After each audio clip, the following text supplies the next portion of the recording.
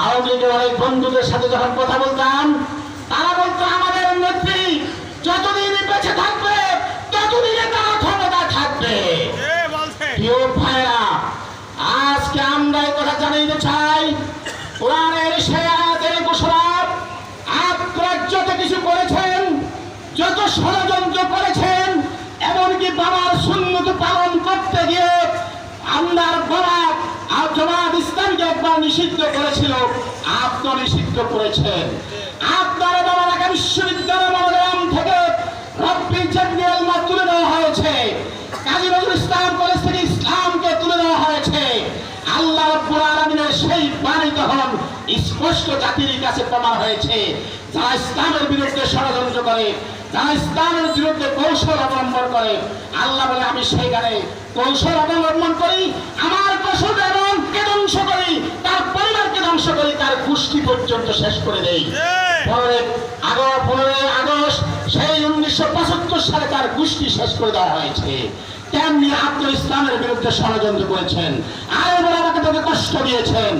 আপনার বিরুদ্ধে যখন এই দেশের জাতি পুষে উঠেছে, বাংলার দালালের ছেলেগুলি পুষে উঠেছে, তৌহিদি জনতা পুষে উঠেছে, আপনি থাকতে পারেন নাই। আমাদেরকে নিষিদ্ধ করেছেন 1 তারিখে, 3 দিনের মাথায় বাংলার জনগণ আপনাকে নিষিদ্ধ করে দিয়েছে। আমি আপনাকে বলতে চাই, এখন জামাত ইসলামী কাজ হবে, কর্মীদের কাজ হবে তাদের দস্তুরি দেখানো, আমাদের কাজ হবে আমরা 3 দফা দাওয়াত 7 দফা কর্মসূচির মাধ্যমে গোটা বাংলাদেশের জনগণের কাছে চলে যাব। আমরা কে কোন রাজনীতি দল করেছে সেটা দেখার বিষয় নয়, আমাদের কর্মী হতে হলে 7টি শর্ত মেনে 5টি শর্ত মেনে কর্মী হতে হয়। আমাদের কর্মীরা বিভাগ রাখতে হয়, আমাদের কর্মীরা বাইতুল দিতে হয়, আমাদের কর্মীরা সামাজিক কাজ করতে হয়, আমাদের কর্মীরা রিপোর্ট পেশ করতে হয়, আমাদের কর্মীরা বৈঠকানিতে যেতে হয়, দাওয়াতি কাজ করতে হয়। আমি সকল কর্মী ভাইদেরকে বলবো, আজ থেকে প্রতি মাসে কমপক্ষে 1 জন কর্মী 10 জন কর্মী উপহার দিবেন, পারবেন ইনশাআল্লাহ? হ্যাঁ, আমি অনুরোধ করব প্রতি মাসে 1 জন কর্মী 50 জন সহযোগী বানাবেন।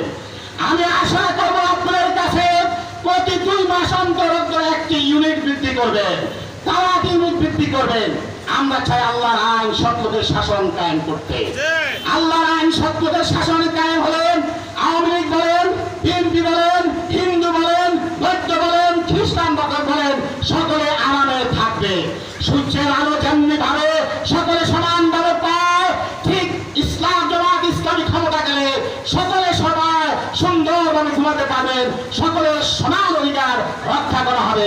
আমি আপনাদের কাছে আহ্বান রাখতে চাই,